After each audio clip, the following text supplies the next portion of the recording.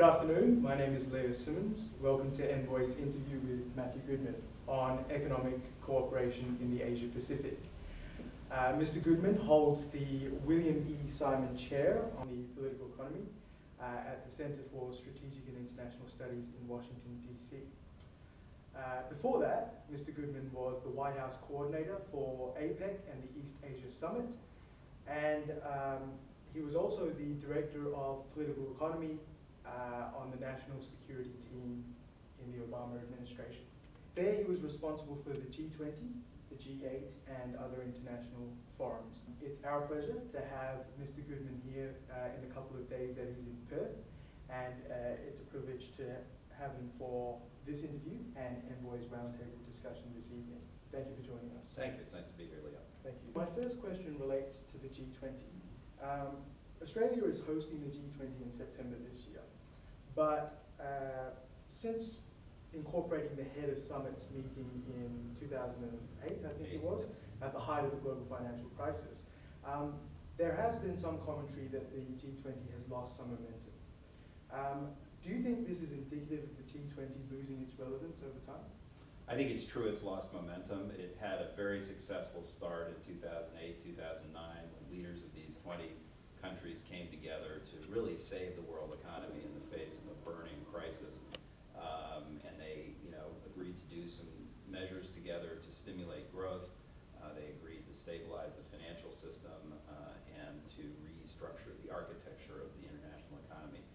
And then once the crisis mood disappeared, that sense of common cause did fade, and I think it's been much harder at subsequent summits over the last few cycles to get the kind of agreement that was there in the early sessions. But it's still an important forum. It's unique in bringing together these leaders and helping to sort of have a conversation about some really important issues. Part of your answer there seems to sound like it is losing relevance as an economic forum, but perhaps it's turning to more strategy and political issues? That's partly true. At the last summit in St. Petersburg, there was a long discussion of Syria, which was then a really hot, burning issue. And that was the first time that the G20 leaders had really had a political security conversation. I think there's been some reluctance to go down that path. I think it's a very diverse group that has very different views on those political security issues, and I think they would rather keep it focused on the economic issues. But inevitably, when leaders get together, they talk about the most important issues of the day, and so it's inevitable they're going to talk about political and security issues. Right. Some institutions like the Center for International Governance and Innovation in Canada have said that the G20 will sooner or later take that path. The Economist has called this that the G20 is prone to becoming the new catch-all policy-making body in international politics. Do you think that's true, or is this even desirable? I'm not sure it is desirable. I mean, I personally think it's better for it to broadly stay in the economic space. There's plenty to do there. There are other institutions that are better suited to deal with political security issues, not least the UN Security Council, where Australia, as you know, has a seat at the moment.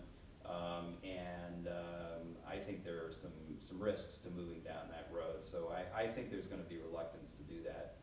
It's a really diverse group politically, and that's going to be a tough conversation in that group. Speaking of other multilateral economic forums, you mentioned Australia. Australia was the initiator of APEC in 1989. Does the existence of, and somewhat, I guess, proliferation in some ways, the existence and proliferation of other avenues of economic cooperation, whether it be the TPP or bilateral free trade agreements, or even the East Asia Summit, do they detract from the G20's economic purpose? Oh, no, not at all. These things can mutually reinforce each other. I mean, you don't want duplication that is unproductive, but it's actually quite helpful to have different groups talking about similar issues from a slightly different perspective. So APEC, they can build upon it. I mean, the G20 is really about global economic growth and financial stability, and that's a unique focus with a unique group of countries. APEC is more about regional trade and investment integration.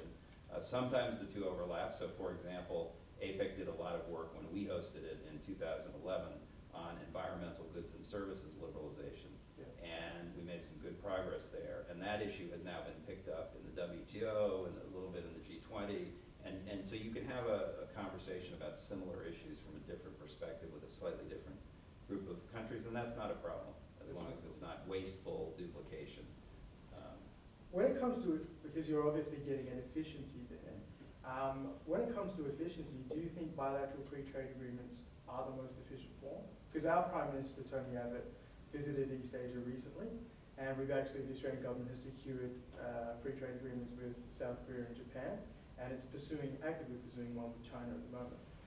Are they more efficient than multilateral bodies? They have their place. Multilateralism is really the first best approach to these issues.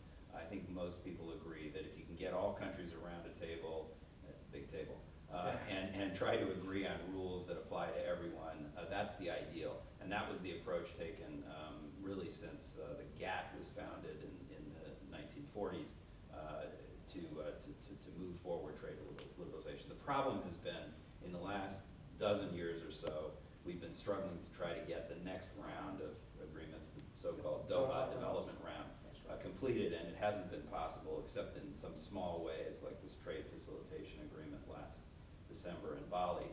And so we have to keep striving for the multilateral approach, but realistically, countries want to get on with trade liberalization. And so that's why you see these bilateral arrangements, that's why you see these super regional agreements like the Trans-Pacific Partnership and the similar US-EU arrangement. Excellent. I just wanted to turn to the Trans-Pacific Partnership, actually. The TPP is a proposed free trade zone between 12 countries, perhaps 14 if Taiwan and South Korea join the negotiations.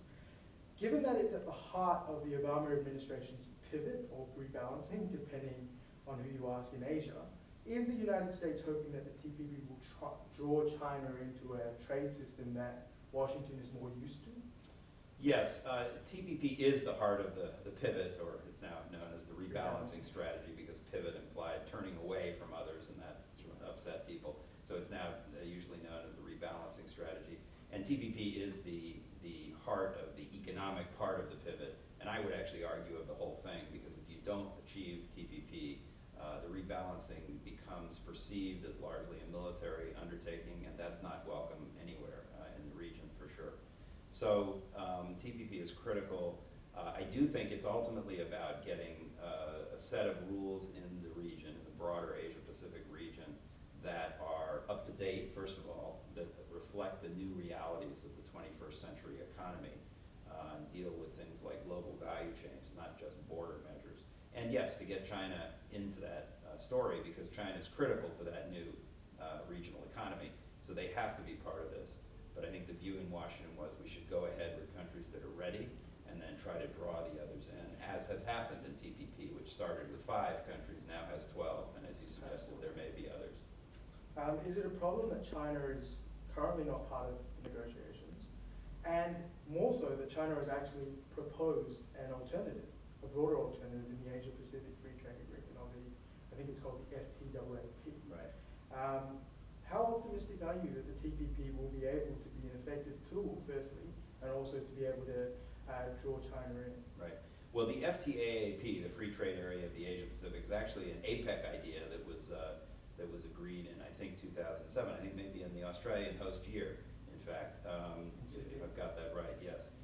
Anyway, around that time, it was agreed among all the APEC economies, including the United States, China, and Australia, that we should strive for this ultimate broader free trade area in the region. Now, the rub is how to get there, yes. And I think that the TPP countries see their undertaking as a step towards this ultimate free trade area of the Asia-Pacific, so they're not inconsistent. Meanwhile, China has been working along with Australia, Japan, Korea, and the Southeast Asian countries, the ASEAN group, to negotiate a so-called regional comprehensive economic partnership. Lots of acronyms in this part of the world. So the RCEP, or RCEP, some people call it, which is an arrangement that does not include the United States, but is aimed broadly at free trade liberalization across the region. So these things are all going on at once, and the bilateral agreements and so forth also happening in parallel. It's a bit of a spaghetti bowl, as someone has called it, but ultimately they're not necessarily mutually exclusive, and the idea would be ultimately how do you bring all these things together into this broader free trade area for the region, which is what I think everyone wants. With the ultimate outcome being both the United States and China playing a part. Yes. In terms of the US rebalancing in Asia, the strategy calls for substantially increased investment in diplomacy, trade, and military power in Asia from the United States. China's defense minister, and you did touch on this before, but China's defense minister Chang Wang stated that he hopes, and I quote, "The rebalancing strategy can bring peace to the Pacific region instead of seeking to weaken China." Mm-hmm. Is it a problem if Beijing regards the pivot or the rebalancing as more of a containment strategy, or is this perception part of the goal? Is it? No. It's not part of the goal, and it's a misperception if China sees it that way. I agree there are some in China who see it that way. Yes. But actually, first of all, this rebalancing strategy is based on America's longstanding engagement in this region and desire to reinforce that engagement, which has been a force not only for our benefit economically and politically, but also for the region in terms of promoting peace and stability. And by the way, I think even China would acknowledge that the U.S. has been a force for peace and stability in the region since World War II. So I think it's to reinforce that and take it to its next stage. It's not all about China, the rebalance. There are many other issues that the U.S. is concerned about in this region, like North Korea, for example, perhaps first and foremost as a real challenge, the proliferation risk from North Korea. And then there are many opportunities the U.S. wants to seize through the rebalance. It's not all about problems or challenges. Perhaps supporting Japan and the Philippines. All of that. So there are many reasons for doing the rebalance. Yes, it would be disingenuous to say it's not partly about China, but the long-standing strategy of the United States with respect to China, going back to President Nixon in 1972 when he went there, and followed by basically every president since, is to draw China into the global rules-based system, to engage with China on all levels, and to try to work to expand cooperation and manage inevitable areas of competition in our relationship with China. But that's not the same thing as trying to contain China. In fact, nobody wants to contain China. I'd like to take a moment to talk about geopolitics, Mr. Goodman. According to your colleague Michael Green at I think it's the Asia and Japan chair at the CSIS, I quote, he says that Abe is of the view that Japan needs to stop getting kicked around. Abe wants to be a strategic realpolitik player. Do you share Mr. Green's view of Abe? Well, Mike and I are old friends and went to school together, in fact, a long time ago, and we worked on Japan together for a long time. Look, I think Japan, had 20 years of being in a weak economic position, deflation and slow growth, and Prime Minister Abe has come in and first and foremost, I think, has tried to turn that around and try to give some renewed growth and dynamism and a little bit of inflation into the Japanese economy to allow Japan to be a more successful country economically, but also to make it a stronger country in terms of its regional and global influence. I think he also has objectives to make Japan a more sort of normal nation in terms of how it engages in international affairs, including an ability to engage in collective defense in the region, something that the United States supports, by the way. I mean, the United States wants Japan to play that role. Most of this is actually very much part of a development that the U.S. welcomes. And so I think it's a good thing if a strong, confident Japan is helping to play a role or expanding on its already helpful role in regional and global affairs, because Japan's been a pretty good citizen for the last 70 years in the region and in the world. Yeah. This leads me to the final theme of economic reform in East Asia. The three arrows, so-called arrows of Abenomics, consist of fiscal stimulus, monetary easing, particularly quantitative easing, and structural reform.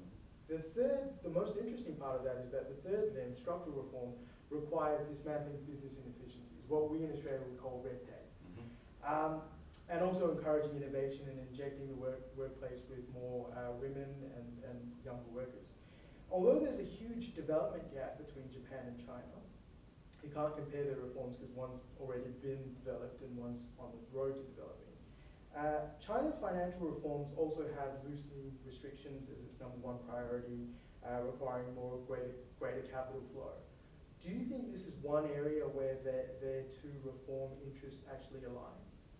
Yes, I mean, I think that they're each driven by their own internal dynamics and the need in both Japan and China to generate sustainable medium-term, long-term growth.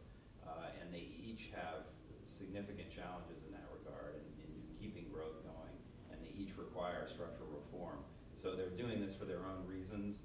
But yes, a lot of them are very similar. A lot of the approaches are very similar, and I think broadly support a deeper integration economically. And by the way, align with, I think, U.S. and Australian approaches and interests as well. So I think this is all, the good news about economics is that it's generally win-win. It's not something that